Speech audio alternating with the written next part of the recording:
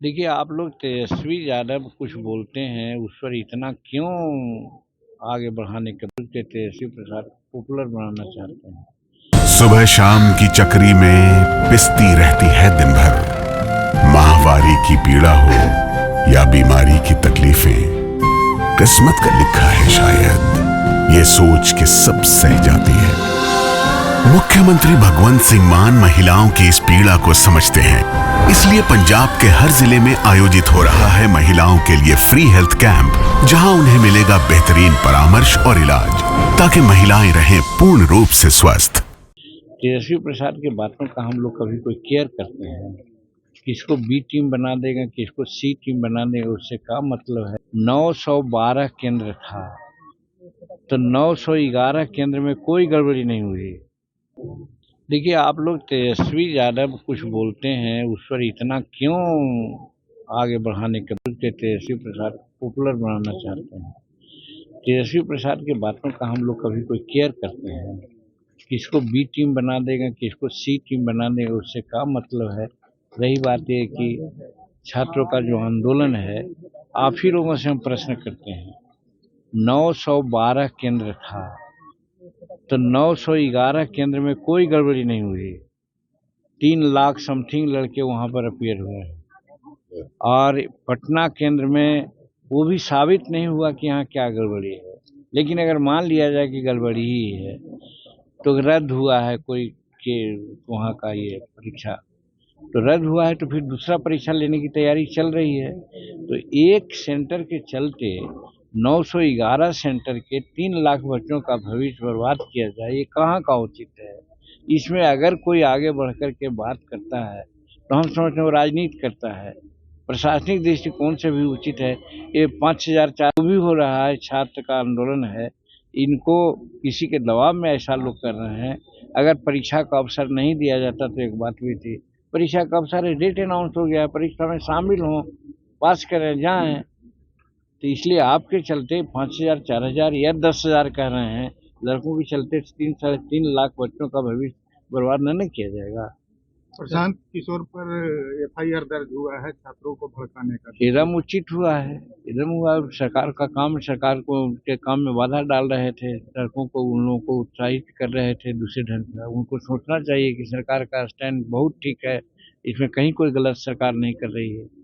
ये अखिलेश यादव का बयान आया है कि यूपी के सीएम आवास में भी शिवलिंग है, तो तंज कैसे हैं जो यूपी में संभल वगैरह में जो खुदाई हो रही है। देखिए, किसी के जो आस्था है उस पर कोई अटखेली नहीं करना चाहिए। हमारा हिंदुस्तान सर्वधर्म समभाव का मामला है। यहाँ सब जाति, धर्म और संस्कृति के लोग रहते हैं, सबका अपना पूजा पाठ करने का अलग अलग ये है। वहाँ शिवलिंग है ऐसा कह करके इस बात को नकार नहीं सकते हैं कि बहुत से मस्जिद ऐसा बना हुआ है जो मंदिरों को तोड़ करके या मंदिरों के अवशेष पर बना हुआ है। अगर ये प्राप्त होता है साक्ष्य, एक दो जगह मिला है, तो उसमें कोई कहने का उचित है क्या।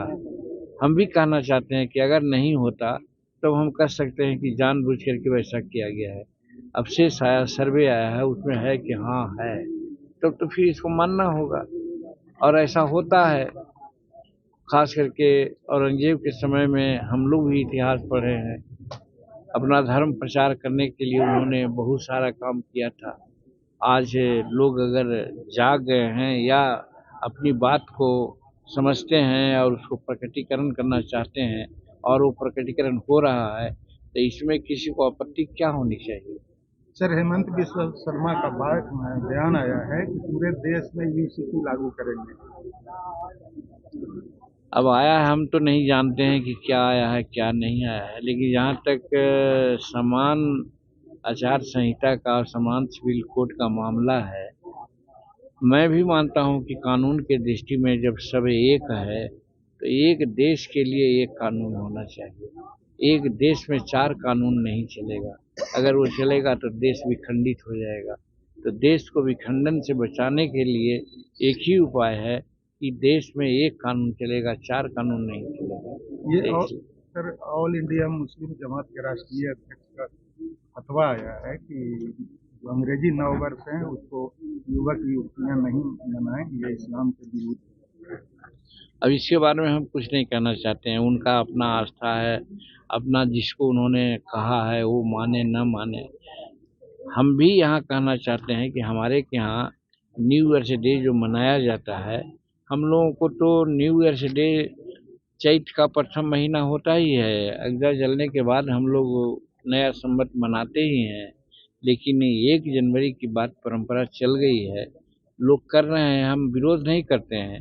लेकिन मेरा कहने का मतलब है, हम भी जहाँ तक होता है, हमारा जो जन्म है 6 अक्टूबर को, हम जो अपना जयंती 6 अक्टूबर को नहीं मनाते हैं।